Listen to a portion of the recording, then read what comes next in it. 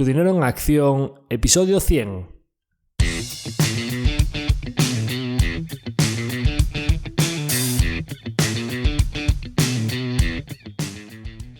Hola, soy Javier Acción, asesor financiero independiente autorizado y registrado en la Comisión Nacional del Mercado de Valores con el número 149 y asesor del fondo de inversión Acción Global. Te doy la bienvenida a Tu dinero en acción, tu podcast de inversión, donde hablaremos de manera sencilla y cercana de conceptos, métodos y alternativas para rentabilizar tus ahorros. Si te planteas sacarle partido a tus ahorros o quieres descubrir qué opciones te interesan más, te invito a quedarte para aprender sobre finanzas con un lenguaje directo y sin tecnicismos. Si tienes alguna pregunta, duda o sugerencia, puedes contactar con nosotros utilizando las distintas vías que encontrarás en nuestra página web www.accioninversiones.com.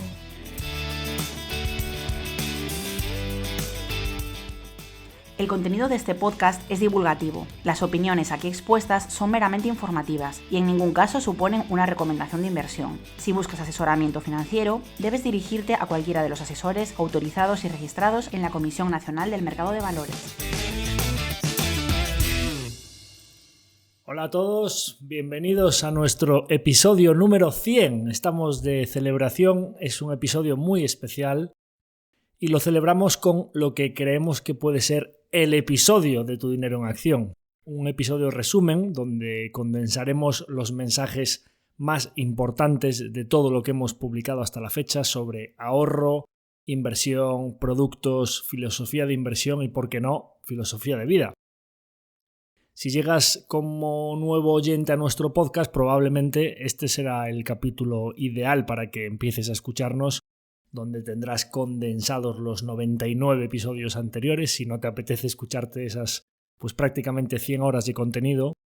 Y si le recomiendas a alguien que escuche Tu dinero en acción y te dice, bueno, pues ¿por dónde empiezo? Y no quiere escucharse todos esos episodios, probablemente lo ideal es que le recomiendes este episodio número 100. La idea de este episodio surgió porque en estas celebraciones recientes navideñas estábamos tomando algo, me parece que en la tarde de Nochevieja, antes de ir a cenar con la familia, y el marido de una amiga de mi mujer, estábamos charlando ahí con amigos y le comentó, pues Javier tiene un podcast que se llama Tu dinero en acción. Pues qué interesante, porque a él le gustaba el tema de inversiones y demás.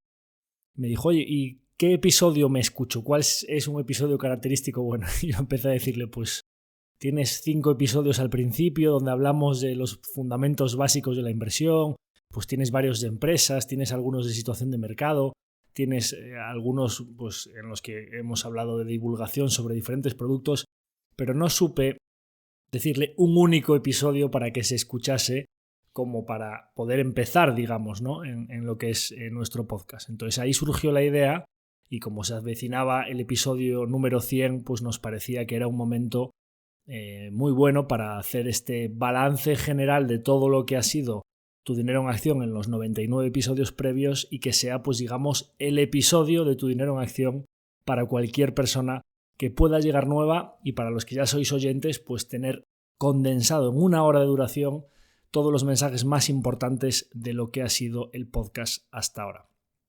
Entonces, ¿de qué vamos a hablar hoy?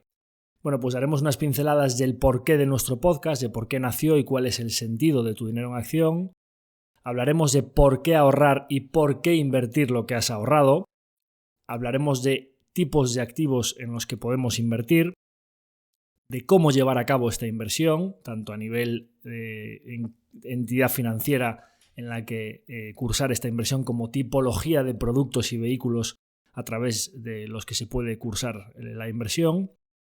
Como no, hablaremos de psicología de mercado, de esto pues tan relevante el factor emocional ante los vaivenes del mercado y de cuánto de difícil es esto de invertir.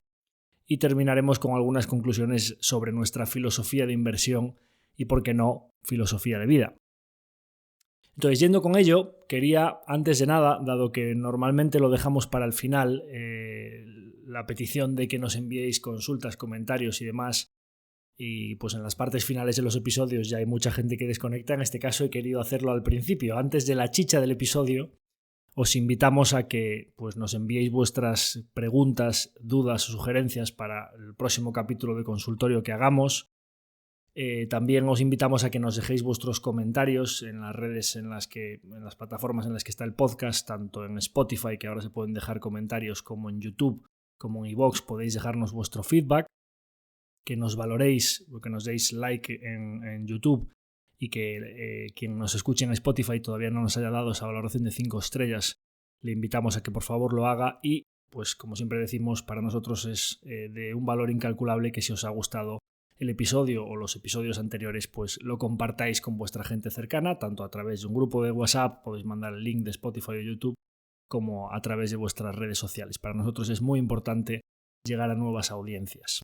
Entonces, yendo con ello, ¿por qué existe Tu Dinero en Acción? ¿Por qué existe nuestro podcast? Bueno, en primer lugar, pues el motivo principal de que nosotros decidiésemos crear un podcast era para comunicarnos con nuestros partícipes. Es una herramienta de comunicación que nosotros utilizamos para contarles qué es lo que estamos haciendo en nuestro día a día, para contarles en qué invertimos, cómo van nuestras inversiones, decisiones nuevas que tomemos sobre empresas de la cartera, tanto para comprar como para vender cuando haya que tomar decisiones, y pues que tengan una cadencia programada de información habitual sobre lo que nosotros hacemos en nuestro día a día, más allá de una ficha trimestral que enviamos con todo nuestro comentario y las empresas en las que invertimos y lo que ha pasado en el mercado y la rentabilidad y demás, que está todo muy detallado, y una reunión anual física en la que pues bastantes de nuestros clientes acuden tanto a hacer networking y conocerse entre ellos, como a que les contemos lo que ha sido el año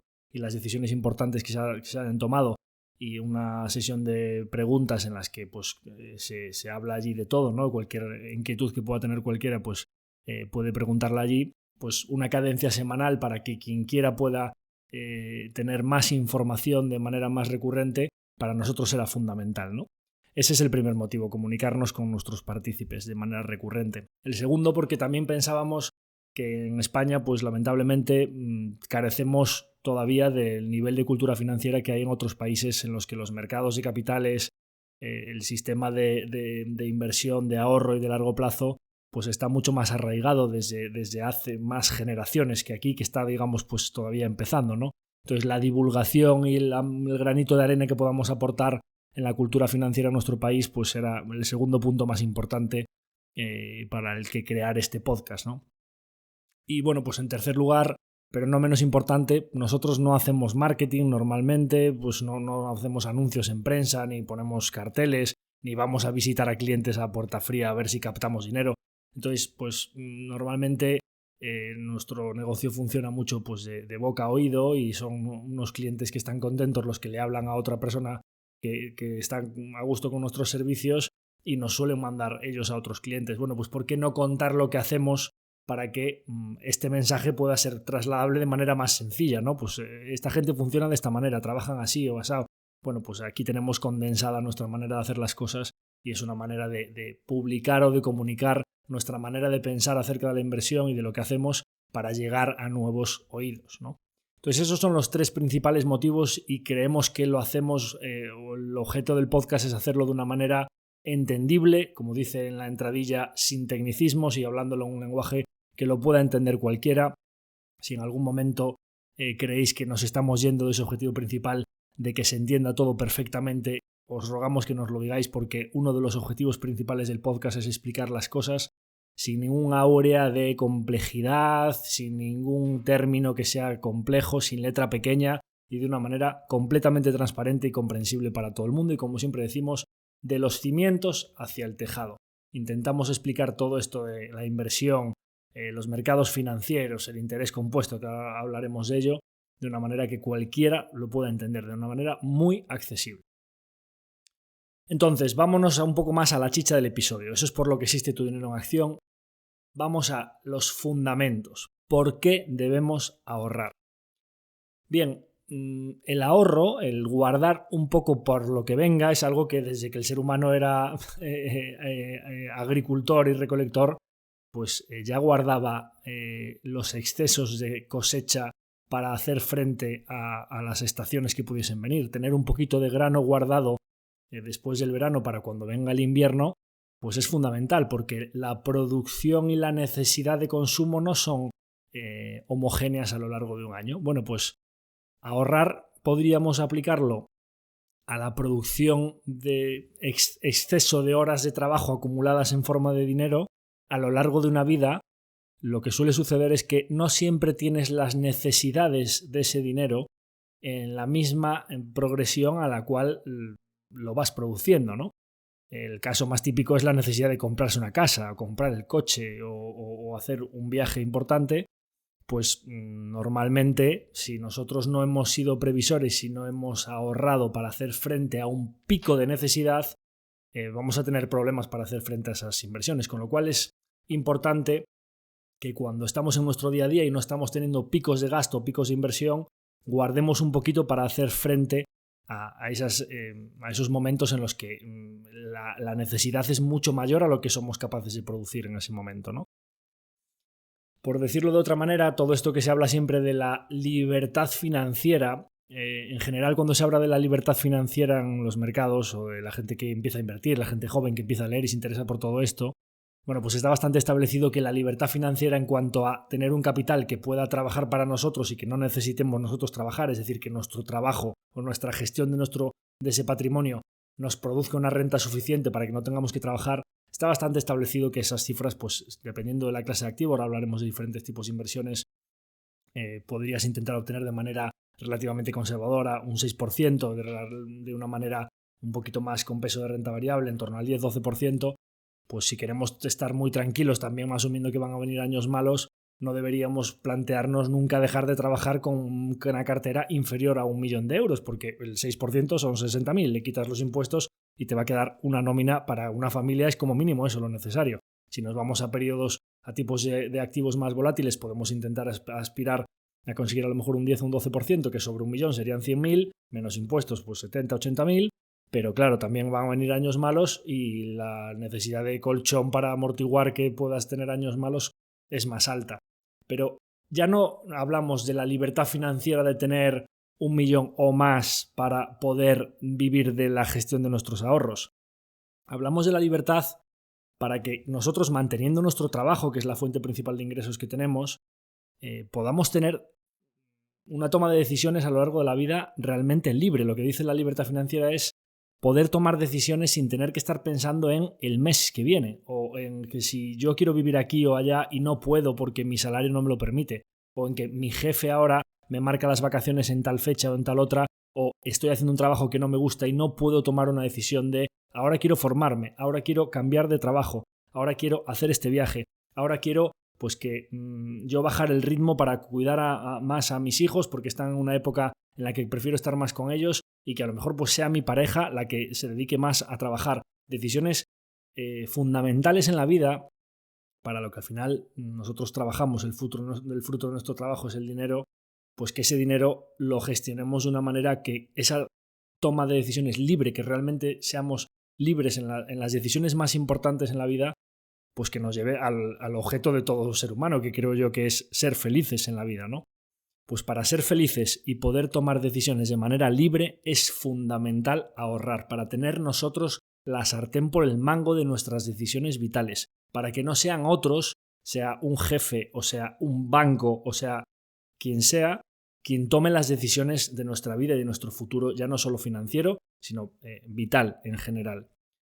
Entonces, para poder tomar las decisiones de manera libre hay que ahorrar y anticipar esa futura necesidad que tenemos. ¿Y por qué invertir esos excedentes que tenemos acumulados? ¿Por qué no dejarlos en la cuenta y ya está? Bueno, porque hay inflación, los precios suben. Uno de los principales sistemas que utilizan los gobiernos para pagar la deuda pública y para poder seguir endeudándose es aumentar la masa monetaria que hay en circulación. Es decir, a lo largo de los años cada vez hay más dinero en circulación. Eso implica que los bienes y servicios que hay, a más dinero en circulación, cada vez van costando más unidades monetarias. Imprimen billetes, cada billete vale cada vez menos. Si nosotros guardamos billetes, lo que vamos a tener es cada vez menor poder adquisitivo.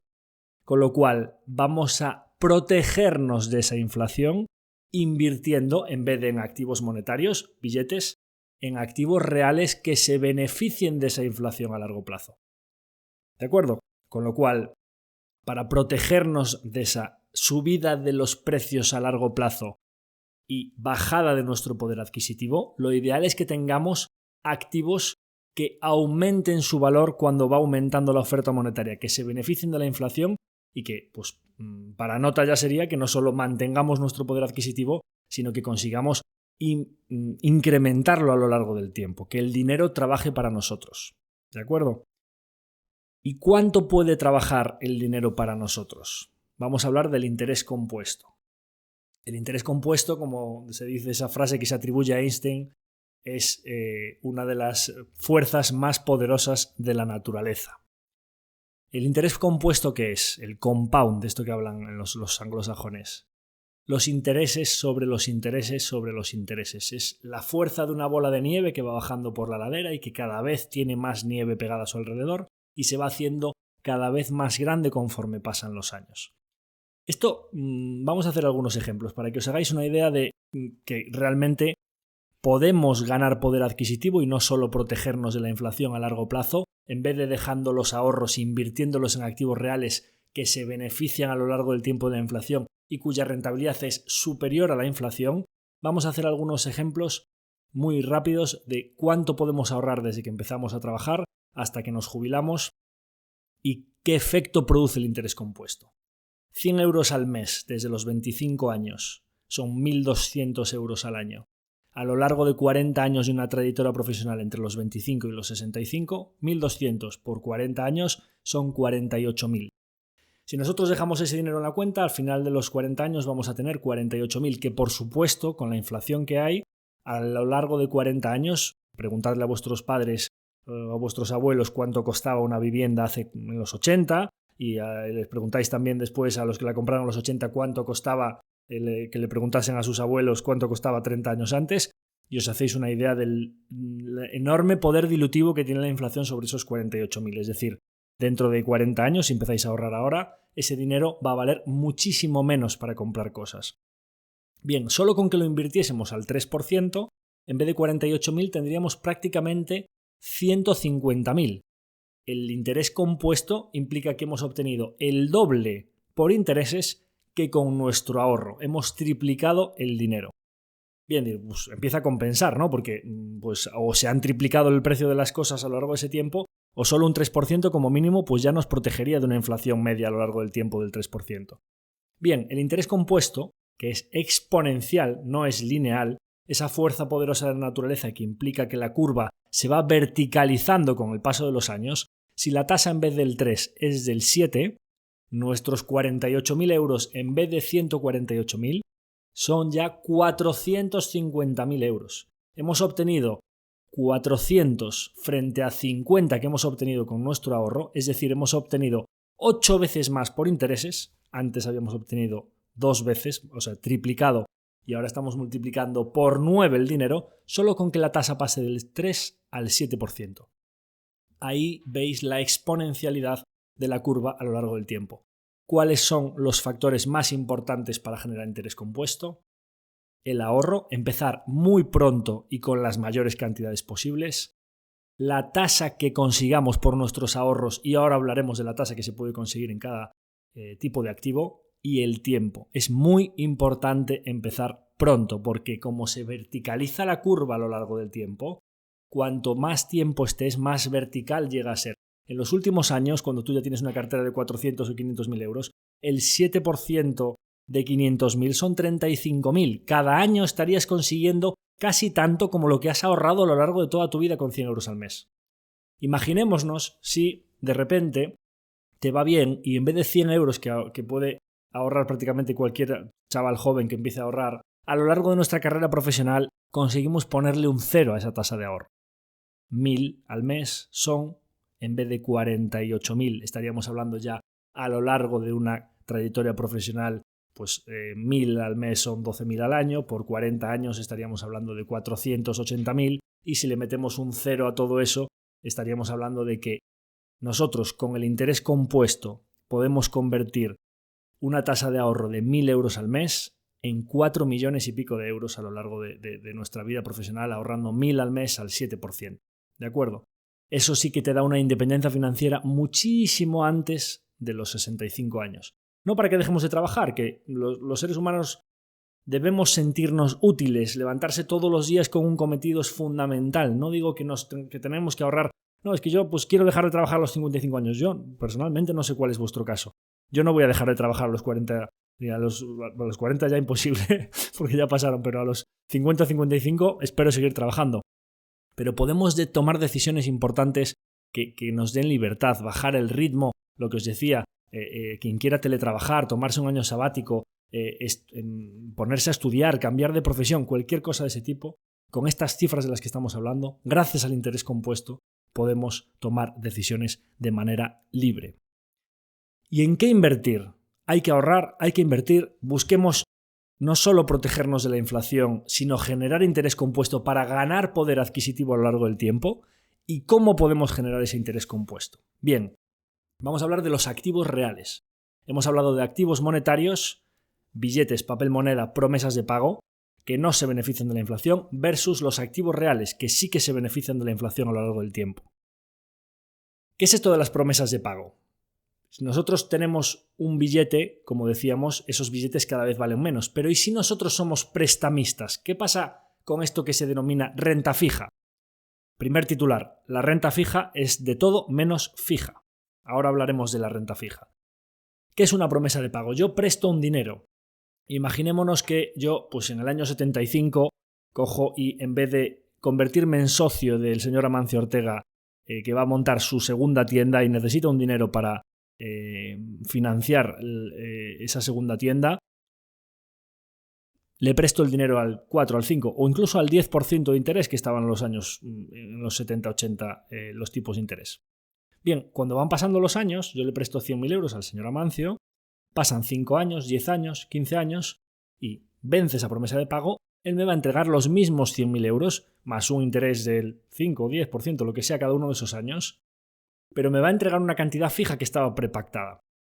A lo largo de esos años, si el coste de la vida ha subido, mis 100.000 euros que yo le presté en el momento 1 valen mucho menos. He perdido poder adquisitivo. La renta fija no se beneficia de la inflación. Las promesas de pago se diluyen igual que el papel moneda a lo largo del tiempo, con la única diferencia que el papel moneda ni siquiera nos genera un interés anual y la renta fija solo nos genera un interés anual en forma de renta. ¿Por qué la renta fija no es fija? Porque los bonos, que son lo que son los trocitos de deuda, fluctúan a lo largo del tiempo para adaptarse a la nueva situación de tipos de interés. Lo explico. Si tú prestas 100.000 a un tipo de interés del 5% y de repente en el mercado suben los tipos de interés y hay gente que está pagando el 6 o el 7%, mi bono al 5% resulta menos atractivo. ¿Y cuánto de menos atractivo resulta? Pues resulta menos atractivo hasta el punto que la gente va a vender ese bono en el mercado de 100.000 al 5% hasta que su cotización se iguale, de manera que ese bono pase a rendir lo mismo que los nuevos bonos del mercado que están al 6 o al 7%.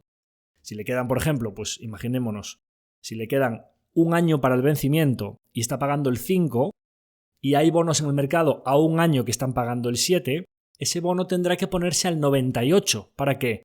Para que 5 que me paga más los 2 de ganancia desde 98 hasta 100 sumen los 7 que están pagando los bonos alternativos. Con lo cual, los nuevos bonos que se están emitiendo en el mercado a un año se emiten a 100 y pagan un tipo de 7.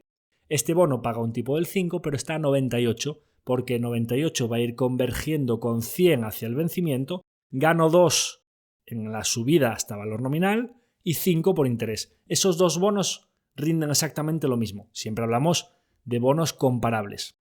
Eso es lo que es la fluctuación del valor de un bono.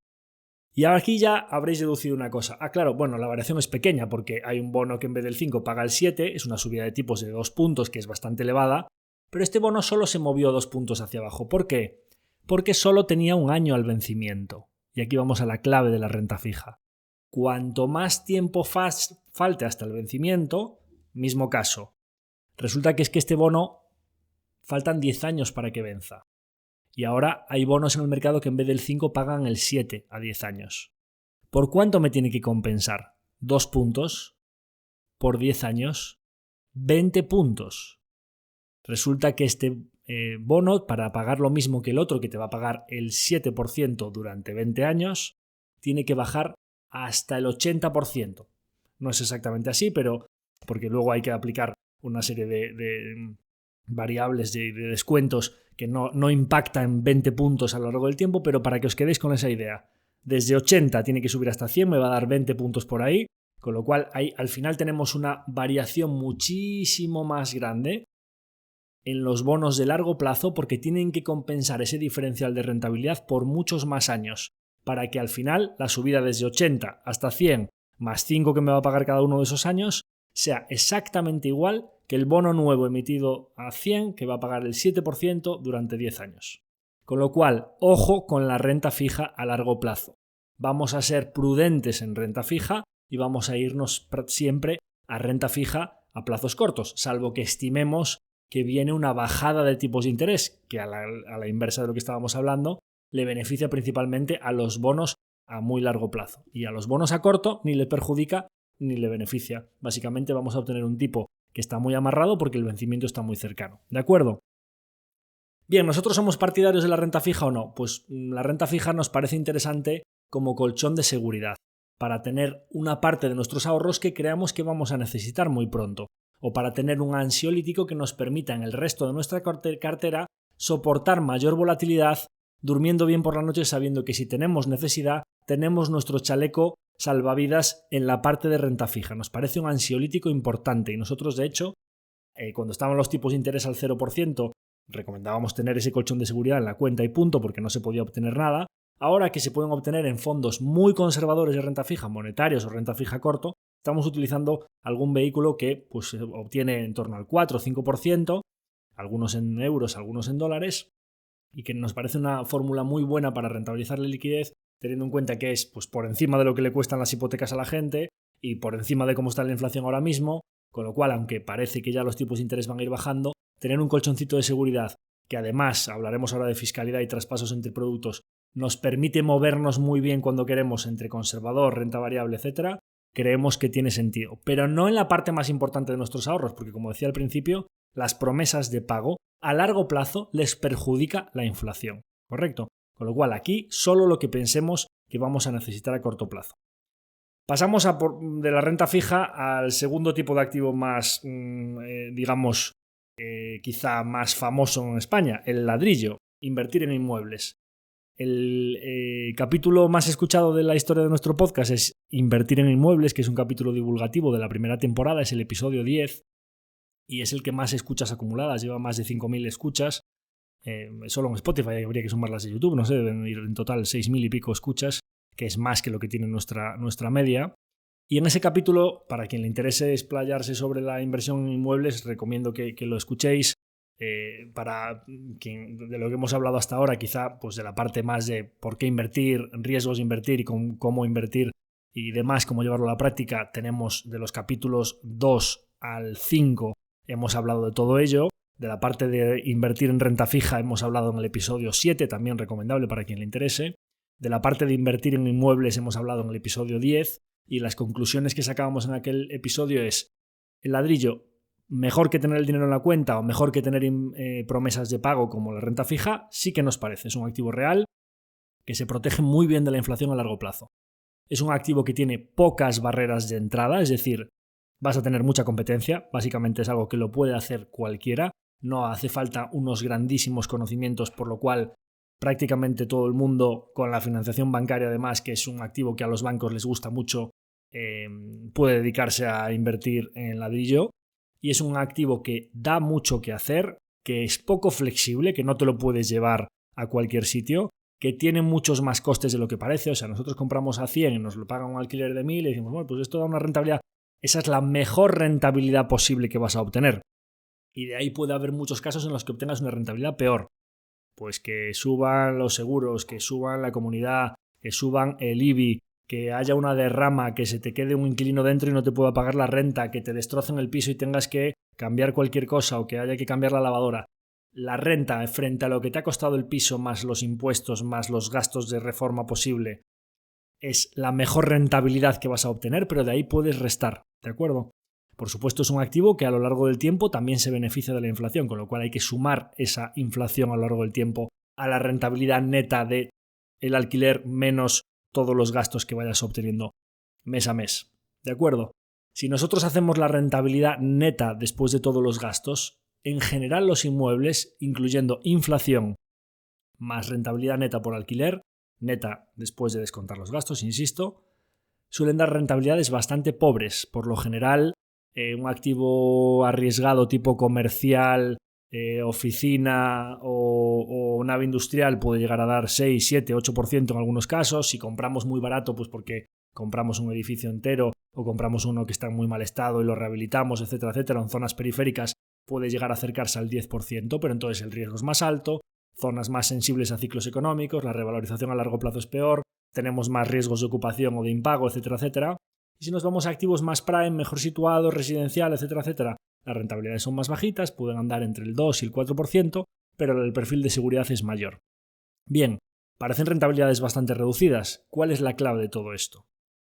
Los inmuebles se convierten en un activo muy rentable que puede hacer una buena bola de nieve a lo largo del tiempo, ese interés compuesto, ese compound que nos gusta, gracias al apalancamiento. Es muy sencillo obtener un apalancamiento del 70-80% sobre el valor de un activo que es pesado y que a los bancos les gusta como garantía porque es un activo muy real y que saben que es relativamente sencillo para ellos cobrar ejecutando su garantía real, esa prenda sobre un activo inmueble que se firma en el notario, vendiendo ese inmueble y cobrando lo que quede impagado. Con lo cual, en el sector financiero por lo general son muy proclives a dar financiación contra un inmueble.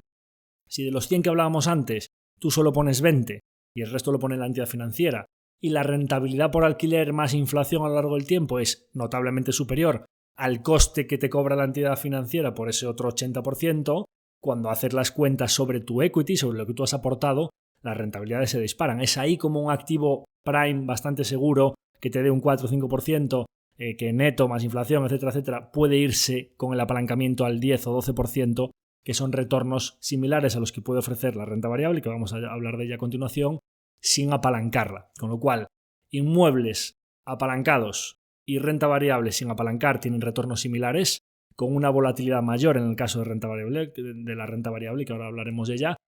Pero en el caso de los inmuebles no solo estás compensando esa menor volatilidad con un mayor riesgo al estar apalancándolo, sino que da mucho que hacer. Los inmuebles requieren que les apliquemos horas de trabajo. No es un activo que lo dejas estar, cierras el portátil, lo dejas durante años y va floreciendo a lo largo del tiempo. Es un activo que nos pide pan. Tenemos que aplicarle horas de trabajo y eso disminuye nuestra calidad de vida. Si nosotros tenemos que dedicar nuestro tiempo libre, en vez de que el dinero trabaje para nosotros, a trabajar nosotros para él. ¿De acuerdo?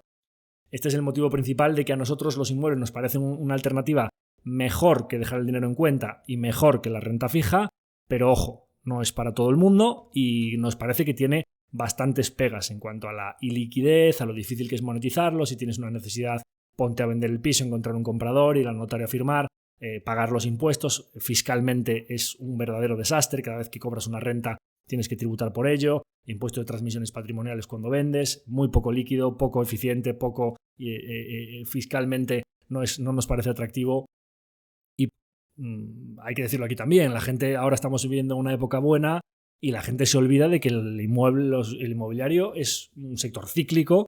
Lo hemos visto a principios de los 90, a finales de los 90, otra vez en 2008, en COVID. O sea, el sector inmobiliario a lo largo de los últimos 40 años ya ha tenido varios ciclos. ¿Qué pasa? Que siempre sucede que cuando está subiendo la marea y los ciclos están muy bien, la gente se olvida de que los inmuebles bajan. Pues los inmuebles bajan. Y cuando bajan pueden caer un 30 o un 40%, que es lo que cae también la renta variable cuando entonces, bueno, pues algunas ventajas tiene, pero también tiene bastantes peros. Vámonos a la renta variable, que sabéis que es nuestro activo preferido por sus particularidades en cuanto a liquidez, fiscalidad, protección, no ganar poder adquisitivo frente a la inflación a lo largo del tiempo, por lo poco tiempo que le tienes que dedicar cuando alguien ya lo está haciendo para ti al seleccionar las empresas, etc. Al final la renta variable, todo esto de la bolsa que parece que es como un casino, ir a jugar, ir a apostar, etc., nada más lejos de la realidad. Nosotros cuando tenemos una acción, que es lo que es invertir en bolsa, es ser propietario de un trocito de una empresa que se están intercambiando esos trocitos en el mercado de valores, pero tú eres propietario de unos activos reales, tú eres propietario de unas naves, eres propietario de unos elementos de transporte, de unas patentes, de unos derechos de cobro, pues tienes a unos trabajadores en nómina que están produciendo una serie de bienes y servicios para ti, con lo cual hay que verlo de esa manera, lo que decía el caso de Amancio Ortega. Si tú en vez de prestarle 100 y que te devuelva 5 más 5 más 5 y al final de todos los años después de toda la inflación te vuelva a devolver 100, imaginaros vosotros si cuando está montando la segunda tienda tú te conviertes en su socio y tienes un trocito de todo su negocio futuro. Cuando te lo va a devolver después eres multimillonario, ¿no? Entonces eso es lo que es invertir en renta variable. Ser propietario de trocitos de negocios que se benefician del crecimiento económico mundial a lo largo del tiempo. Bien, si podemos beneficiarnos del crecimiento económico mundial a lo largo del tiempo por encima de la inflación, ¿por qué no seleccionar dentro del mercado de valores las mejores empresas posibles? Si te ofrece Amancio asociarte con él frente a la posibilidad de que un empresario pues peor, que tome peores decisiones, con un negocio peor, sin poder de fijación de precios, que no se beneficie de la inflación, muy endeudado, un sector muy cíclico, lo que sea, pues ¿por qué no elegir a la buena empresa? ¿De acuerdo?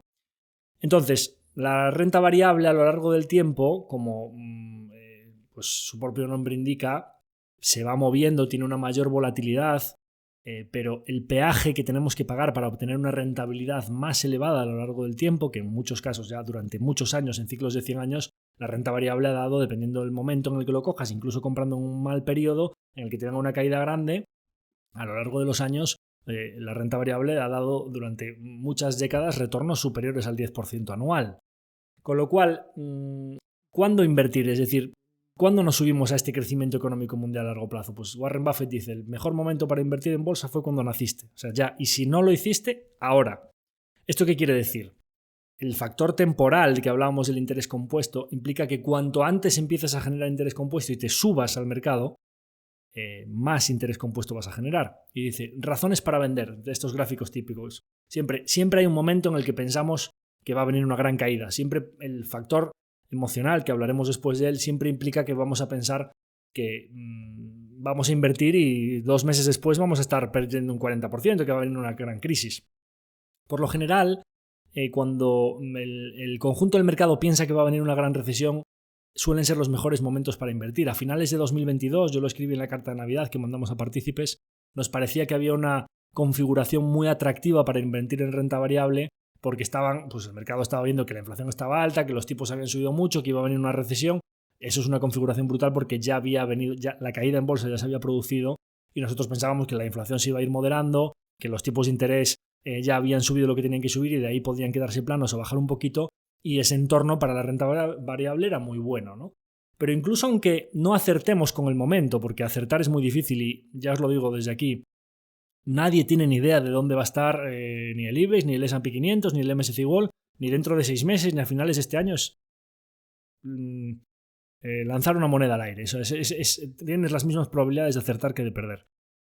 Con lo cual, ¿qué es lo que sí que es una verdad absoluta? Que en periodos de 5 años o más, la renta variable a lo largo del tiempo, cuando tú haces zoom hacia atrás, y miramos, ahora hablaremos de los momentos de mercado y de toda la tensión que hemos pasado en los últimos años y de todos los problemas que ha habido, cada uno de esos pequeños problemas es una mini debacle en un gráfico que si lo miras, si quitas el zoom a 100 años atrás, es prácticamente rectilíneo a lo largo del tiempo. Pero en cada uno de esos momentos el mercado se preocupa y todo el mundo piensa que nos vamos al abismo y que no va a haber recuperación, etcétera, etcétera, ¿no?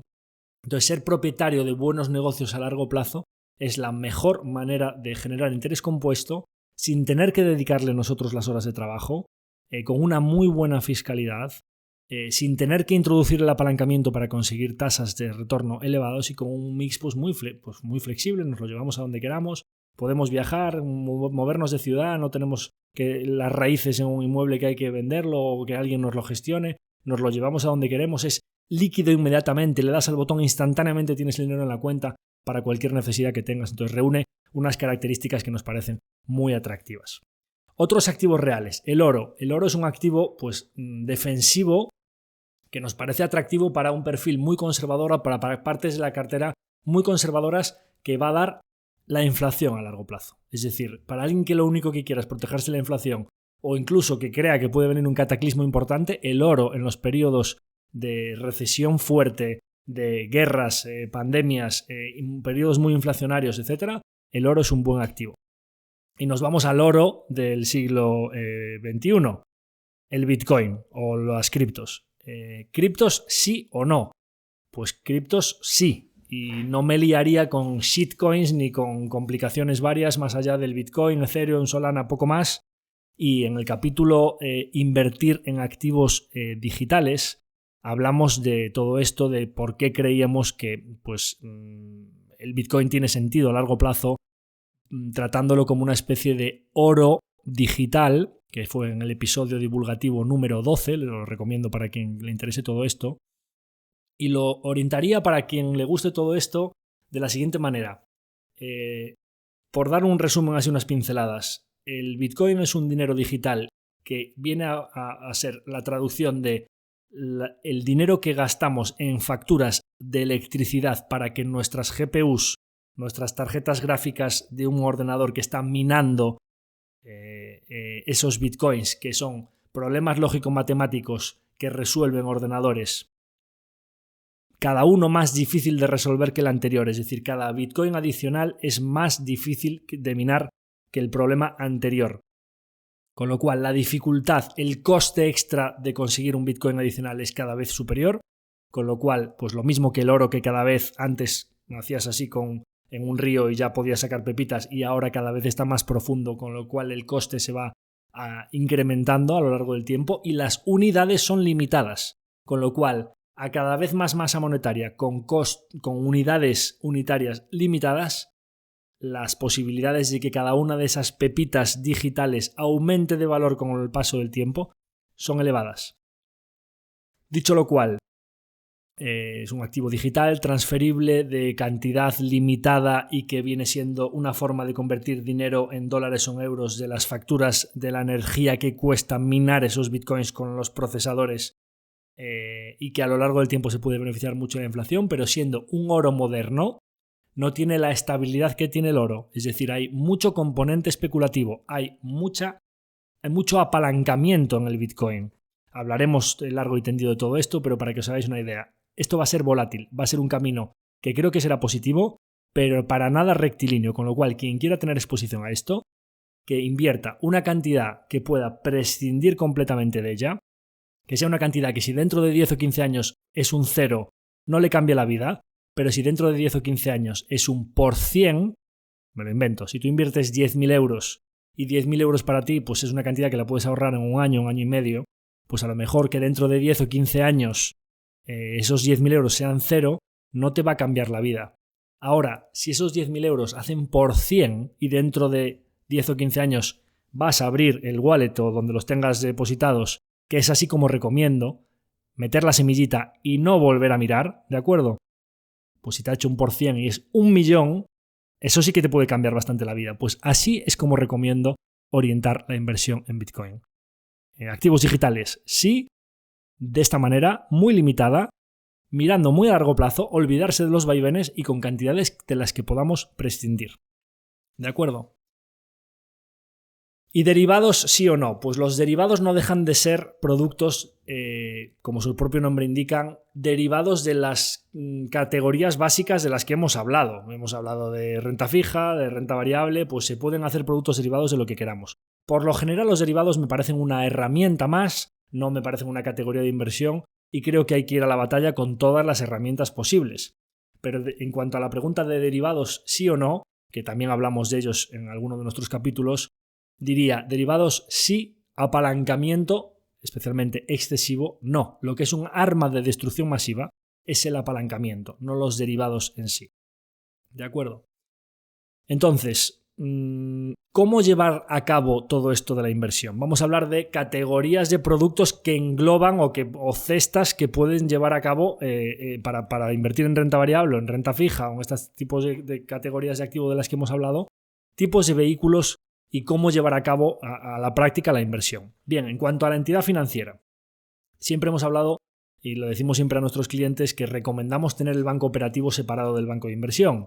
No es lo mismo un banco que tiene una red de oficinas, una red de cajeros que nos permite pues, tener tarjetas retiradas, recibos domiciliados y demás, que tiene su estructura de costes adaptada a ese servicio, a esa operativa que está dando, que un fondo de inversión, unas acciones o un plan de pensiones. Entonces, recomiendo que nosotros vayamos ahorrando en nuestro banco operativo donde recibimos la nómina y que sean vasos comunicantes y que traspasemos el dinero al banco de inversión y ahí tengamos solo la inversión para que veamos de un solo vistazo pues qué tal va cada uno de los productos, qué rentabilidad hemos obtenido, cuánto hemos aportado, cuánto tenemos y qué performance o qué rendimiento estamos teniendo, para no tener mezclado un dividendo de una acción o la suscripción anual del plan de pensiones con pues un seguro, una retirada de cajero o el recibo de la luz, ¿de acuerdo?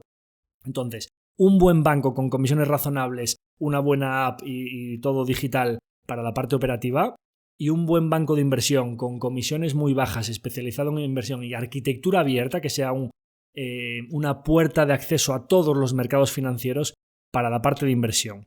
Entonces, una vez que tenemos ese banco de inversión, vamos a llevar a la práctica en qué invertir. Y aquí entramos en las categorías inversión activa o inversión pasiva.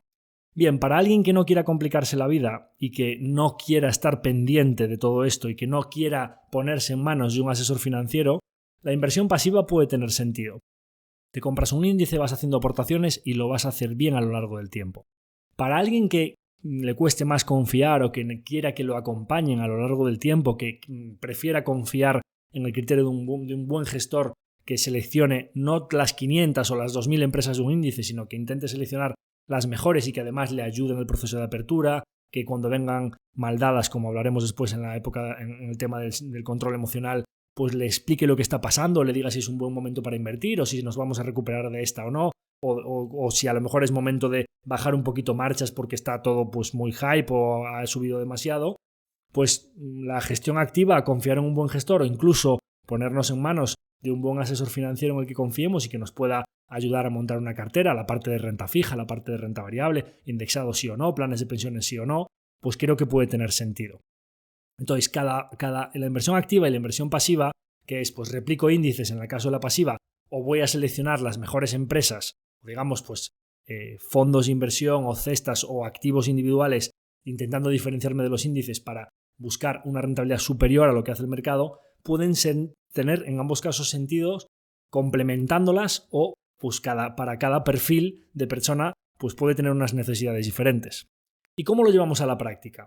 ¿Invertimos directamente? Pues puede haber personas que quieran montarse su cesta específica de acciones, de bonos, de oro o de Bitcoin, pero por lo general a nosotros no nos suele gustar que los inversores particulares tengan acciones o bonos individuales en sus carteras porque nos permite diversificar menos la cartera, la exposición a un error cuando tienes una diversificación más baja es mayor, estás más expuesto a un error en un activo determinado, la fiscalidad es terrible, cada vez que tengamos que hacer una rotación o rebalancear un activo o vender una acción o lo que sea, vamos a pasar por caja de Hacienda y pues al final la gestión es más compleja a lo largo del tiempo que si nosotros nos montamos en un vehículo que tiene una diversificación más amplia, una liquidez total para entrar y salir. Liquidez, pues si tienes una cesta de 10 acciones necesitas dinero, ¿cuál de las 10 vendes? ¿Tienes que rebalancearlas cada una en la 10ª parte cada una? Pues todo esto es operativamente y a nivel de comisiones que le pagas a la entidad financiera cada vez que tienes que operar sobre esas 10 acciones que tienes en cartera, es complejo, costoso, fiscalmente poco eficiente. Entonces vamos a los fondos de inversión. Los fondos de inversión son cestas de activos que pueden estar invertidos en muchas categorías de activos. Los hay puros de renta fija, los hay mixtos que mezclan bonos con acciones, los hay puros de renta variable. Los fondos de inversión, que los hay tanto activos como pasivos, nos parecen atractivos en cuanto a las bonanzas de fiscalidad, pagan muy poquitos impuestos, pagan el 1% de impuestos, con lo cual todas las operaciones que se hagan dentro de esa cesta van a estar prácticamente exentas de tributación y conseguimos que nuestro interés compuesto a lo largo del tiempo no pase por caja de Hacienda y que todo ese diferimiento fiscal a lo largo de los años de dinero que no le estamos pagando a Hacienda siga rindiendo y generando intereses para nosotros, lo cual a lo largo de una vida inversora es crucial. Liquidez total para entrar y salir cuando queramos o hacer aportaciones o rescates parciales de manera exactamente proporcional al total de la cartera. Nosotros tenemos 100, retiramos 10, estamos retirando exactamente lo mismo de cada una de las 25 o 30 compañías que tenemos en cartera. Aportamos inmediatamente, aportamos a todas, no tenemos que rebalancear es mucho más eficiente, fiscalmente eficiente, menos costoso porque las condiciones de comisiones que tienen las entidades, los inversores institucionales son mucho más favorables que los que tiene un inversor particular, con lo cual fondos de inversión, sean activos o sean pasivos, sí, es una estrategia que nos gusta mucho para tener exposición a diferentes clases de activos de una manera muy eficiente. A mayores, en España tenemos la ventaja del traspaso entre vehículos que está exenta de impuestos, con lo cual podemos rebalancear, imaginémonos, algo que solemos hacer nosotros, tenemos una cesta muy conservadora al 4% en un fondo monetario, que es nuestro colchón de seguridad donde vamos ahorrando, que sabemos que si necesitamos tirar de ahí podemos tirar del fondo monetario sin tener que retirar de renta variable porque eso va a más largo plazo y podemos soportar mayores fluctuaciones, y entonces si tenemos que hacer un rescate de ahí vamos a estar expuestos a esas fluctuaciones. Entonces utilizamos como colchón de seguridad la parte monetaria, pero ahora tenemos demasiado ahorro, traspasamos a la parte de renta variable sin tributar por los intereses obtenidos. Creo que voy a tener una necesidad en los próximos 2 años, a lo mejor me cambio de casa. Traspasamos de la parte de renta variable a la parte de renta fija o monetario y sigue rindiendo para nosotros. Los beneficios se mueven de uno a otro sin tributar a Hacienda. Con lo cual, los fondos de inversión nos parece que es una estrategia ideal para un inversor que no quiera estar expuesto a qué compañías, a la fiscalidad, a los costes, etcétera, etcétera. Planes de pensiones. ¿Planes de pensiones sí o no? Yo tengo un plan de pensiones particularmente. Me parece una estrategia interesante teniendo en cuenta que plan de pensiones, vamos a llamarle a toda nuestra cartera de ahorro a largo plazo. Hay que tener un plan de pensiones a largo plazo porque las pensiones públicas no se sabe si vamos a poder confiar en ellas. Se habla de esquema Ponzi, estafa piramidal. Yo no lo definiría así, es muy sencillo. La gente que está cotizando a día de hoy le está pagando la pensión a la gente que está jubilada a día de hoy. Es así como funciona. Y las cotizaciones, nosotros no tenemos el dinero guardado en una hucha que es nuestro dinero lo que nosotros hemos cotizado. Nuestra pensión nos la van a pagar los que son muy jovencitos hoy, cuando estén trabajando a sus 25, 30, 40 años y nosotros seamos jubilados, con sus cotizaciones van a pagar nuestras pensiones. ¿Y qué sucede con la pirámide demográfica? Pues que en nuestro país está completamente invertida. Hay mucha más gente mayor que gente joven. Con lo cual, o bajan las pensiones o aumentan muchísimo las cotizaciones. ¿Hasta qué punto? ¿Hasta qué punto puede aumentar la presión fiscal y la presión de la seguridad social sobre los futuros cotizantes de manera que muchos más pensionistas cobren de muchos menos trabajadores? Pues os dais cuenta que una pirámide muy estrecha es poco estable si la base es muy ancha, ¿de acuerdo? Con lo cual es que es impepinable que o van a subir las cotizaciones o van a bajar las pensiones, o un mix de los dos, o van a dejar las pensiones públicas estancadas a lo largo del tiempo y van a perder muchísimo poder adquisitivo con la inflación a lo largo de los años. O sea, es que son matemáticas, ¿no? No hay más. Con lo cual tenemos que hacernos nuestro propio plan de pensiones. No digo que todo lo metamos en un plan de pensiones. Podemos hacerlo a través de fondos, a través de oro, a través de Bitcoin, lo que queramos, a través de inmuebles. Nosotros nos tenemos que generar nuestro propio plan de pensiones. Pero ¿plan de pensiones privado sí o no? Bueno, pues los planes de pensiones privados en general a mí me gustan por la parte del tratamiento fiscal, en cuanto a que cuando haces la aportación tienes una deducción muy importante, reduce la base imponible por los rendimientos del trabajo en la misma cantidad que aportes, con lo cual alguien que tenga un tratamiento fiscal alto, que paga un tipo impositivo, un IRPF elevado a día de hoy, pues tiene una deducción importante. ¿Y a quién le va a beneficiar más? A quien crea que pues, por su cotización baja, pues típico autónomo que pague la cuota mínima, profesional liberal que cotice poco, lo que sea, que vaya a tener un tratamiento fiscal más favorable cuando se jubile, lo puede ir rescatando vía renta, te deduces mucho porque ahora pagas alto, te tienes que pagar poco cuando lo rescates. El diferencial es muy interesante. Siempre y cuando, durante la vida de ese plan de pensiones, que vamos a decir aquí, pues salvo una persona que tenga 60 años o más, todo el resto de personas, sus planes de pensiones, como son a largo plazo, deberían tenerlo siempre en el activo más rentable a largo plazo, es decir, 100% renta variable, ¿de acuerdo? Un buen plan de pensiones que tenga un buen histórico, 100% en renta variable, creo que tiene sentido. Lamentablemente han reducido mucho lo que se puede aportar a los planes de pensiones. Antes eran 8.000, luego lo redujeron a 2.000 y ahora pues 1.500 al año. Bueno, pues esos 1.500 hay que seguir aportándolos. Hago aquí una cuñita. Ahora en los planes de pensiones especiales de autónomos, que están muy verdes todavía, pero previsiblemente irán desarrollándose a lo largo de los años, y hablaremos aquí en el podcast de los planes de pensiones para autónomos cuando veamos que hay oferta de productos interesantes. Los autónomos pueden aportar a los planes de pensiones de empleo específicos de autónomos hasta 4.750, que es bastante más que los 1.500 que se pueden aportar a los planes 5.750, o sea, 4.250 al de autónomos y 1.500 a los normales, o la totalidad al de autónomos, que son los 5.750 para los autónomos. La gente que no sea autónomos, que sean empleados o que trabajen por cuenta ajena, etcétera, etcétera, pues van a poder aportar solo los 1.500 de los que hablaba.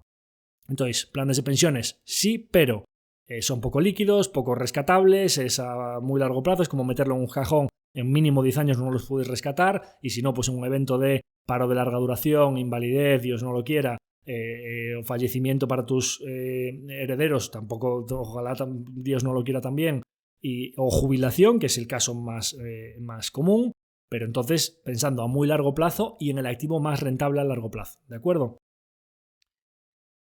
Bien, otro tipo de productos multicapa, productos unit links, productos garantizados, gestión discrecional de carteras. No nos gustan todo este tipo de productos bancarios. Por lo general, cuando una entidad financiera coge bonos o acciones, que es lo que cogen siempre, y hacen capa sobre capa sobre capa y no tienes ni idea de lo que estás invirtiendo, y no tiene por qué ser un producto arriesgado, hay productos garantizados. No, este producto me garantiza, ¿quién te da la garantía? El balance del banco. ¿Por qué te garantizan un 3%? Porque ellos están invirtiendo en una cesta de renta fija, Alemania, Estados Unidos, Francia, etcétera, que saca el 4 o el 5% y a ti te garantizan el 3%. El garantizado está que se van a llevar una parte importante de tu rentabilidad. Pues vete al origen y cómprate tú los bonos o una cesta de renta fija con comisiones bajísimas al 4 o al 5%. No te garantices un 3%. ¿No es garantizado? Sí, pero es garantizado que vas a obtener una rentabilidad más alta. ¿De acuerdo? Unit links. Productos de ahorro disfrazados de seguro, fiscalidad. Hazte un buen seguro de vida y hazte un buen plan de inversión. No te montes este tipo de productos que están diseñados para que el banco, según los contrata y con tus aportaciones mensuales, se lleven una comisión elevada. Gestión discrecional de carteras. Fondos que a tu medida, dinámico, conservador, agresivo, te empiezas a quitar capas, te cobran el 1,5% o el 2% por la gestión discrecional. Luego, productos que tienen el incentivo o, digamos, el conflicto de intereses de meter sus propios fondos en sus carteras de fondos y vuelven a llevarse la comisión de gestión. Todo este tipo de productos, pues te pago un 2% por el depósito, si la otra mitad me la metes en una cesta de fondos. Búscate un buen fondo de inversión, elimina toda esa capa de comisiones, paga el 0,60 por un buen fondo de renta fija o el 1,5 por un buen fondo de renta variable en alguien que confíes, o el 0,20 o 0,30 por un indexado del S&P o del MSCI World, y déjate de gestión discrecional de carteras, que es el producto estrella ¿para quién? Para la entidad financiera, no para ti, que vas a pagar comisiones más altas y tener rentabilidades más bajas. Con lo cual, vámonos siempre al origen y eliminemos las capas intermedias. Si no sabéis, si no le queréis dedicar tiempo al salir de vuestro trabajo y creéis que si necesitas un médico lo delegas en un doctor, en alguien que se ha especializado en eso, si necesitas un arquitecto no te pones tú a hacer los planos de la casa, las finanzas personales, que tenemos la creencia aquí en nuestro país de que es algo que debemos nosotros en nuestro tiempo libre, al salir el viernes a las 8 de la tarde o el sábado por la mañana, poner a ver qué acción, qué plan de pensiones o qué fondo. Pues delegarlo en un profesional que se dedique a ello, en el que confiéis y que lleva mucho tiempo estudiando y trabajando para especializarse en eso. Nuestras finanzas personales no son menos importantes que nuestra salud o los planos de nuestra casa.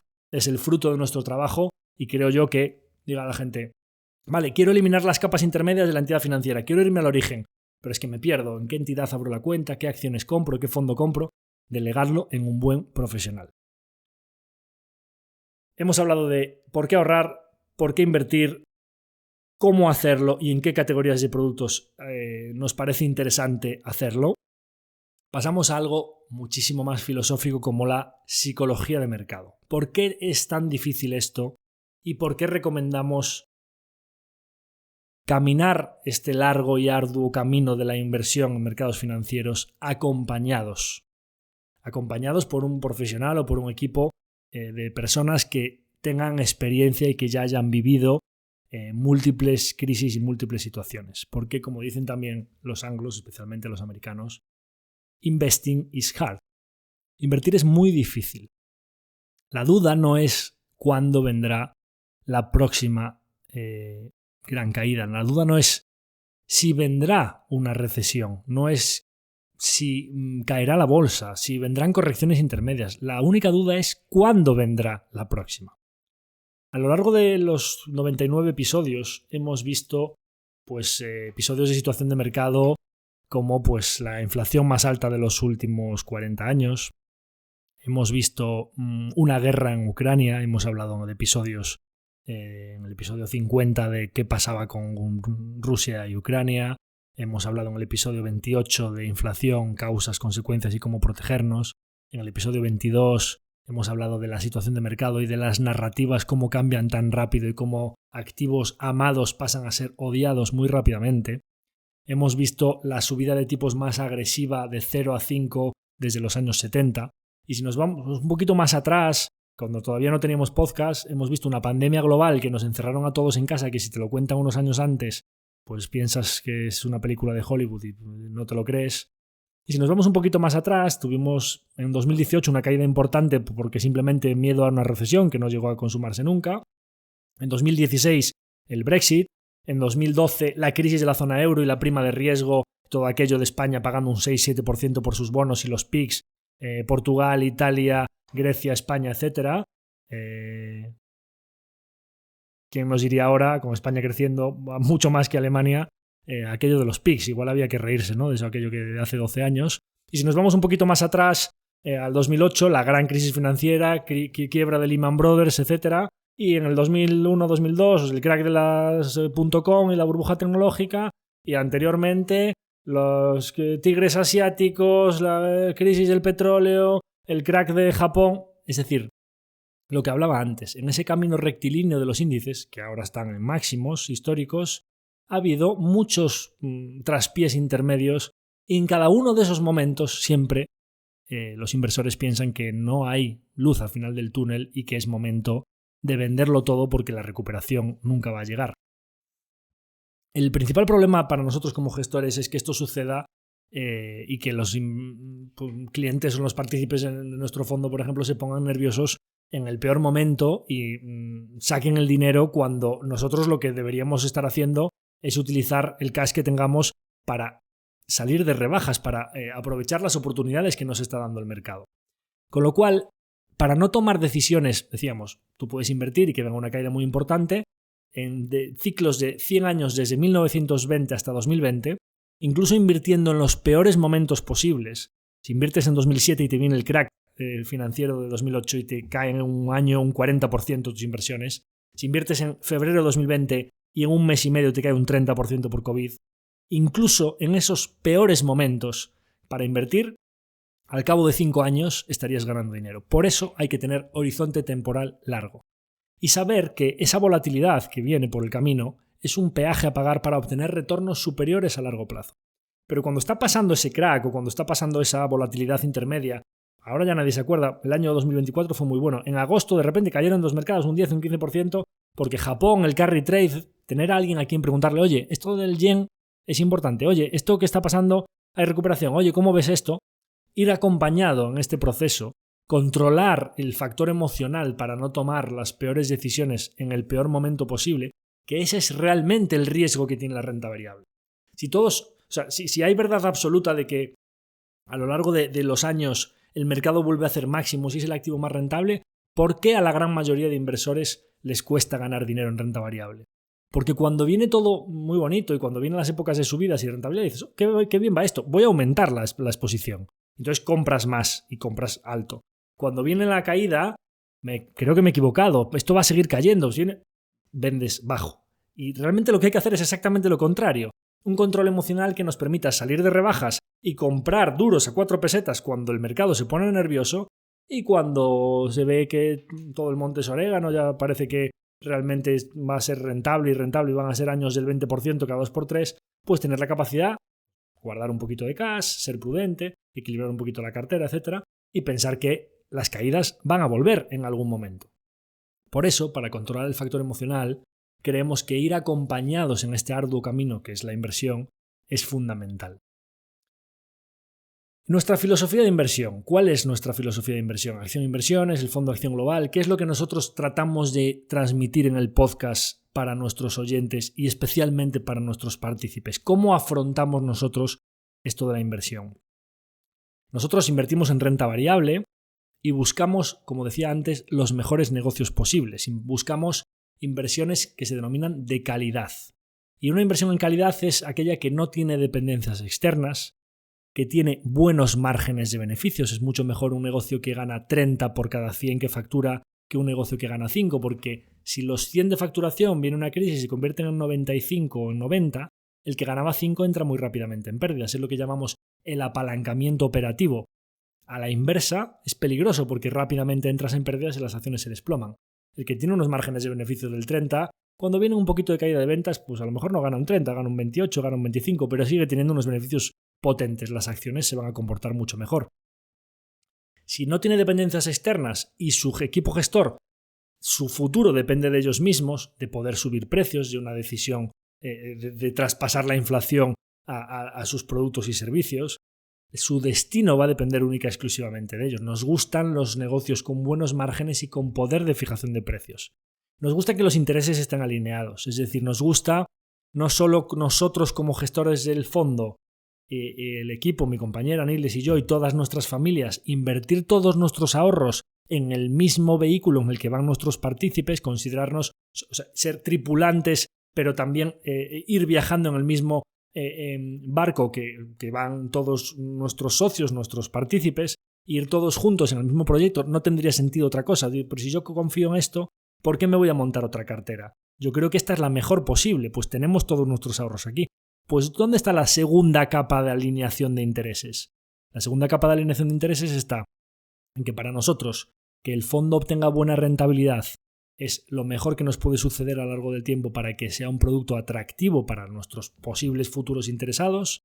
A día de hoy, para nosotros, el incremento del patrimonio del fondo por rentabilidad anual es muy superior a las entradas de nuevos clientes, con lo cual nuestro futuro depende de que el fondo sea rentable, no de que captemos nuevos clientes. Y por último, ¿cómo nos gusta alinear mucho los intereses?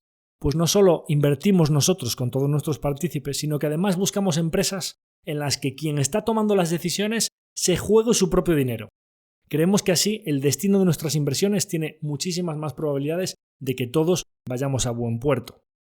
Por supuesto, nos gustan los activos poco cíclicos, que sean muy estables, ventas recurrentes, que no dependan de decisiones discrecionales de inversión o de ciclos económicos y, por supuesto, pues poco o nada apalancados. Si tenemos una empresa muy endeudada, las probabilidades de que vengan maldadas y quiebre son mucho más altas que si tenemos una empresa que no tiene deuda, que depende única y exclusivamente de sí misma, que no le debe nada a nadie, pues nadie va a poder hacer quebrarla. Para ganar dinero, primero hay que no perder, lo que decíamos el otro día de Warren Buffett. No, primera regla, no perder. Segunda regla, no olvides la primera regla. Con lo cual, dado que queremos no perder y el mercado es un campo de minas, nosotros seleccionamos solo lo mejor de lo mejor. Y nuestra ventaja competitiva, una vez que estamos subidos a lo mejor de lo mejor, es el paso del tiempo. Nosotros creemos que el factor temporal es fundamental y el tiempo inexorablemente pasa. No arbitramos múltiplo, nosotros no buscamos comprar una empresa que está a 8 veces beneficios porque pensamos que el mercado se pierde algo y nosotros somos más listos que el mercado y eso debe estar a 8 veces. No buscamos eso. Buscamos compañías excelentes que están cotizando a precios razonables en las que pensamos que nuestro upside viene porque la compañía va a ser mejor a lo largo del tiempo, va a obtener mejores beneficios, sus ventajas competitivas van a seguir expandiéndose, su competencia no va a poder arañarle una parte de esos retornos porque tienen fosos inquebrantables que las protegen. Y diversificamos. ¿Por qué? Porque sabemos que nos vamos a equivocar de vez en cuando. Con lo cual como decían las abuelas, no metas todos los huevos en la misma cesta, nosotros diversificamos, siempre tenemos 25 o 30 empresas y en ocasiones nos equivocaremos, pero si las demás son suficientemente rentables como creemos que deben ser, 1 o 2 errores a lo largo de los años podemos soportarlos porque el resto de la cartera nos dará una rentabilidad superior. Por supuesto, para saber cómo se comporta un negocio en tiempos de crisis, tener un buen historial es importante, como mínimo de 10 años, pero si pueden ser 20 o más, mejor, para ver qué ha pasado con sus finanzas en diversas crisis. Con lo cual, ¿cómo vamos a encontrar algo tan bueno, tan resistente, con tanto historial, con tan buen management, con los intereses alineados, que no esté caro de precio? Cuando esté pasando algo, porque el mercado esté triste, porque el sector esté en horas bajas, porque post-COVID, lo que sea, situaciones que creemos que las podemos entender bien y que son pasajeras y por factores coyunturales podemos comprarnos algo excelente por debajo de su valor intrínseco. Eso es lo que nosotros hacemos. Por terminar, filosofía de vida, ahorro e inversión. Creemos que hay que ser ahorradores. Importante, tener un buen balance. Siempre defino esto como el correcto equilibrio. El lonchafinismo no sirve para nada. ¿De qué te sirve a tus 25, 30, 35, 40 años estar todo el día mirando el céntimo y ser luego el más rico del cementerio, o tener una gran cartera de ahorros o de inversión, un gran patrimonio, cuando ya no tienes la salud? Disfruta de la vida, hazte ese viaje, conoce eso, léete ese libro, estudia lo que consideres, sal con ese amigo a tomar esa caña o vete a ese concierto de ese grupo que te gusta, pero en un correcto equilibrio en el que siempre vayas guardando un poquito, siempre vayas un poquito por debajo de lo que podrías para lo que pueda pasar en el futuro. Esos excedentes, inviértelos para que pronto empiecen a trabajar para ti, porque a lo largo de una vida podría ser que obtengas más por intereses, si lo haces bien y obtienes una buena tasa, mucho más por intereses que con tu propio ahorro. Benefíciate del interés compuesto a lo largo del tiempo. Y por supuesto, decimos, ojalá que lleguemos con salud para poder disfrutarlo. Para llegar con salud, hemos hablado aquí, tenemos un capítulo que se llama La Maratón del Inversor, el episodio 40, en el que hablo de mis experiencias corriendo maratones. Hay muchas similitudes entre el ahorro, la inversión, la vida y el deporte. El posponer la recompensa, que hablamos tanto en el episodio final de la tercera temporada, hablamos de pospon la recompensa y entonces será para siempre. Si nosotros posponemos la recompensa, si nosotros aplazamos ese beneficio, si nosotros aplazamos ese placer y lo dejamos para más adelante, termina siendo todavía más grande. Entonces, el deporte, el esfuerzo, el sacrificio a corto plazo termina dándote una satisfacción mayor a lo largo del tiempo, una mayor salud, esa carrera, ese éxito que conseguiste, lo que sea, a nivel laboral, mantente, fórmate, piensa a largo plazo. Para llegar con una vida saludable, intenta mantener tu cuerpo en buen estado, es decir, intenta buscar una horita todos los días para hacer algo de ejercicio físico. El ser humano no está pensado para estar todo el rato sentado y para estar comiendo grasas, azúcares, alcohol, tabaco, lo que sea. Está pensado para moverse por el bosque, subir, trepar, correr, cazar, lanzar, levantar. Todo eso es lo que se puede hacer en un gimnasio, yendo a correr, tener una vida activa.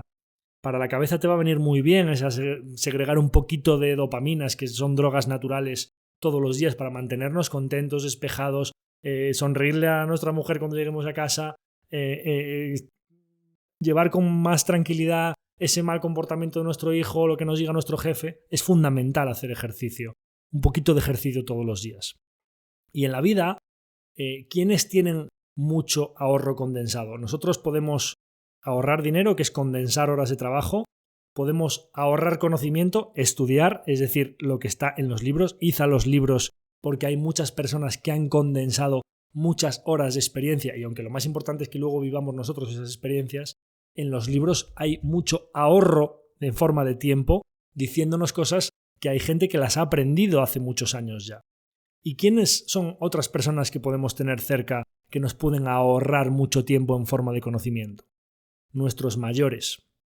Quizá las personas de 50, 60 años en adelante ya son conocedoras, porque ya empiezan a tener mucha experiencia de la vida, de que nuestros mayores, hablar muchos con ellos, porque saben muchas cosas de lo que es la vida, y la típica frase de si yo supiese lo que sé ahora con tu edad y con tu cuerpo y con tu salud, pues esa persona, todo eso que sabe, especialmente los que sois más jóvenes, id a preguntárselo. Decirle, oye, ¿y tú qué harías en esta situación?